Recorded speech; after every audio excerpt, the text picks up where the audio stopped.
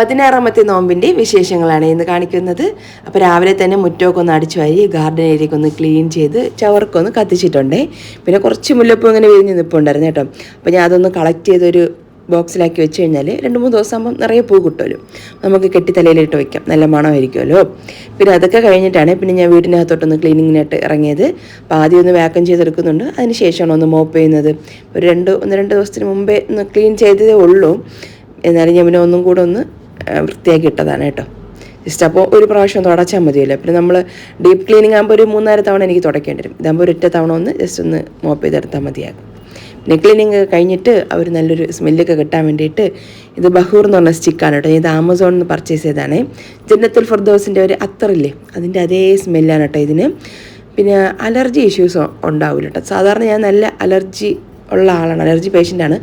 പക്ഷേ ഇത് ഈ ഒരു തിരിയുടെ സ്മെല്ല് അടിച്ചിട്ട് എനിക്ക് വലിയ പ്രശ്നമൊന്നും ഉണ്ടായിട്ടില്ല. വലുതെന്നല്ല, അങ്ങനെ തുമ്മലോ അങ്ങനെ മുക്കിതിങ്ങനെ വെള്ളം വരണ പോലെ അങ്ങനെ ഒന്നും ഉണ്ടായിട്ടുണ്ടായിരുന്നില്ല കേട്ടോ.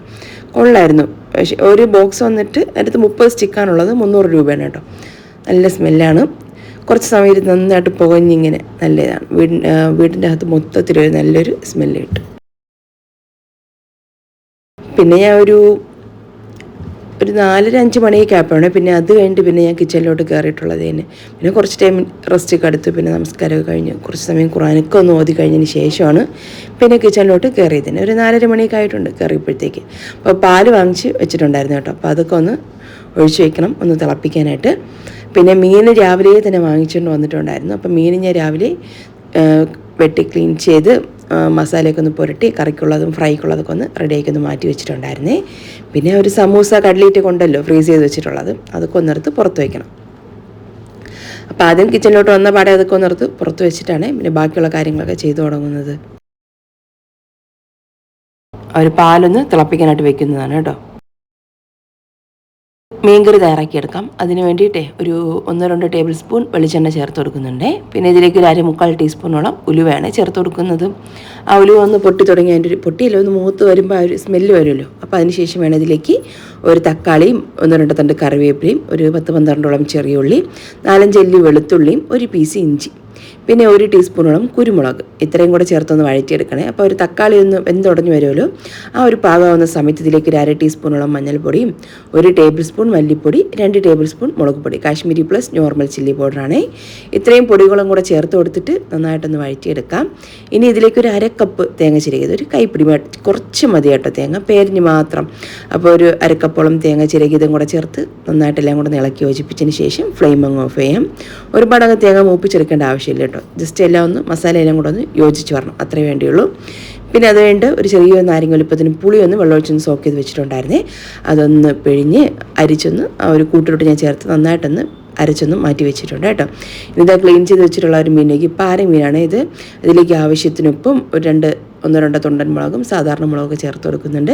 പിന്നെ നമ്മൾ അരച്ച് വെച്ചിട്ടുള്ള ഒരു തേങ്ങയുടെ അരപ്പും പിന്നെ ആവശ്യത്തിന് വെള്ളവും കൂടെ ഒഴിച്ചെടുക്കാം. പിന്നെ 1-2 തണ്ട് കറിവേപ്പിലൊക്കെ ചേർത്ത് കൊടുക്കാം കേട്ടോ. എന്നിട്ട് നമുക്കൊരു സ്പൂണോട്ട് നന്നായിട്ട് ഇളക്കി നോക്കാം വെള്ളം വേണോ വേണ്ടേ എന്നുള്ളത്. വെള്ളം വേണമെങ്കിൽ പിന്നെയും ചേർത്ത് കൊടുക്കാം കേട്ടോ. ഒരുപാട് കട്ടിയായാലും കറിക്ക് എത്ര ടേസ്റ്റ് ഉണ്ടാവില്ലല്ലോ, എന്നാൽ ഒരുപാട് വെള്ളമായാലും അത്രയ്ക്ക് നല്ലതല്ലായിരിക്കും. അപ്പം രണ്ടും അല്ലാത്ത പാത്രത്തിൽ നമുക്ക് കിട്ടണം.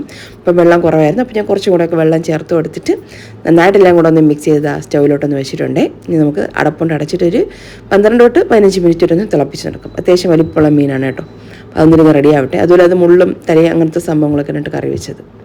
മീൻ മാത്രം എടുത്തിട്ട് ഞാൻ ഒന്ന് ഫ്രൈ ആക്കാനായിട്ട് വെച്ചിട്ടുണ്ട്. ഇനി ഇതാ ഇടിയപ്പം തയ്യാറാക്കി എടുക്കാൻ വേണ്ടിയിട്ട് ഉപ്പ് വെള്ളം കൂടെ ഒന്ന് വെള്ളത്തിലോട്ട് ഉപ്പിട്ട് നന്നായിട്ട് തിളപ്പിച്ചെടുത്തിട്ടുണ്ടായിരുന്നേ. പിന്നെ അരിപ്പൊടി നമ്മൾ വീട്ടിൽ തന്നെ പൊടിച്ച് വറുത്ത് വെച്ചിട്ടുള്ള പച്ചരിപ്പൊടിയാണ് കേട്ടോ. അപ്പോൾ ഇന്നലെ പൊടിച്ചുകൊണ്ട് വന്നതേ ഉള്ളൂ. അപ്പോൾ ഞാൻ ഒന്ന് ടെസ്റ്റ് ചെയ്യാനായിട്ടാണ് എടുത്തത്, മാവ് ശരിയായോ പാകമൊക്കെ കറക്റ്റായോ എന്നൊക്കെ നോക്കാൻ വേണ്ടിയിട്ട്.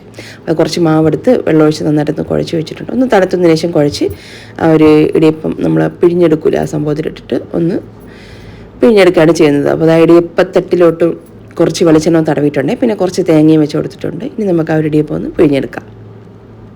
കുറച്ചൊന്ന് ലൂസായിട്ടാണ് കേട്ടോ മാവ് ഞാൻ ഒന്ന് മിക്സ് ചെയ്തെടുത്തത്, അല്ലെങ്കിൽ ഭയങ്കര പാടാണ് കേട്ടോ, കൈക്ക് നല്ല വേദന വരും. അപ്പോൾ കുറച്ചൊന്ന് ലൂസായിട്ട് ഒന്ന് കുഴച്ചെടുത്താൽ നമുക്കിതുപോലെ ഈസി ആയിട്ട് പിഴിഞ്ഞെടുക്കാനായിട്ട് എളുപ്പമായിരിക്കും. പിന്നെ ഇഡലി ചെമ്പിൽ വെള്ളം വെച്ചു ഒന്ന് തിളച്ച് വരുന്ന സമയത്താണ് ഈ ഒരു തട്ട് ഞാൻ വെച്ച് കൊടുക്കുന്നത്. എന്നിട്ട് അതിൻ്റെ അടപ്പുകൊണ്ട് അടച്ചിട്ട് ഒരു 7-8 മിനിറ്റ് വരെ കേട്ടോ. അതിൽ കൂടണ്ട, ഒരുപാട് സമയം നമ്മൾ വേവിച്ച് കഴിഞ്ഞാൽ ഓവർ കുക്കായിട്ടൊന്ന് ചളിഞ്ഞ് പിളിഞ്ഞു പോകും. അതൊന്ന് റെഡിയായി വരട്ടെ. ആ ഒരു ടൈം കൊണ്ട് മീൻ കറിയും ഒന്ന് ഏകദേശം റെഡിയായി വന്നിട്ടുണ്ട്. കുറച്ചൊന്ന് ഫ്ലെയിമൊന്ന് ഞാൻ കുറച്ച് വെച്ചിട്ടുണ്ട് കേട്ടോ. അപ്പോൾ ഒരു 8 മിനിറ്റ് കഴിഞ്ഞിട്ടുണ്ട്. ആ ഒരു ഇടിയപ്പം നമുക്കൊന്ന് പുറത്തൊന്ന് വെക്കാം. ഒന്ന് ആവി ഒന്ന് പോയതിന് ശേഷം നമുക്ക് തട്ടി വേറൊരു പാത്രത്തിലോട്ടൊന്ന് മാറ്റി വെച്ചാൽ മതിയാകും.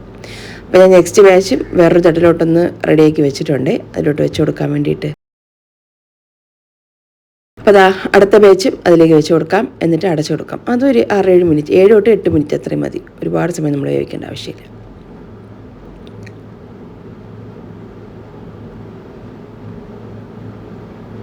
ഫിഷ് ഒന്ന് ഫ്രൈ ആക്കിയിട്ട് എടുക്കുന്നുണ്ട്. അപ്പോൾ ഒരു പാനിലോട്ട് വെളിച്ചെണ്ണ ഒഴിച്ചിട്ട് ചൂടായി വരുന്ന സമയത്ത് മസാല പുരട്ടി വെച്ചിട്ടുള്ള മീനാണ്. ഉപ്പും മഞ്ഞളും പെരുംജീരകവും കുറച്ച് വിനാഗിരിയും പിന്നെ അതുപോലെ തന്നെ മുളക് പൊടി, കാശ്മീരി പ്ലസ് നോർമൽ ചില്ലി പൗഡറും അവസാനം കുറച്ച് വെളുത്തുള്ളിയൊക്കെ ചതച്ച് ചേർത്തിട്ടാണ് കേട്ടോ ഫ്രൈ ആക്കി എടുക്കുന്നത്.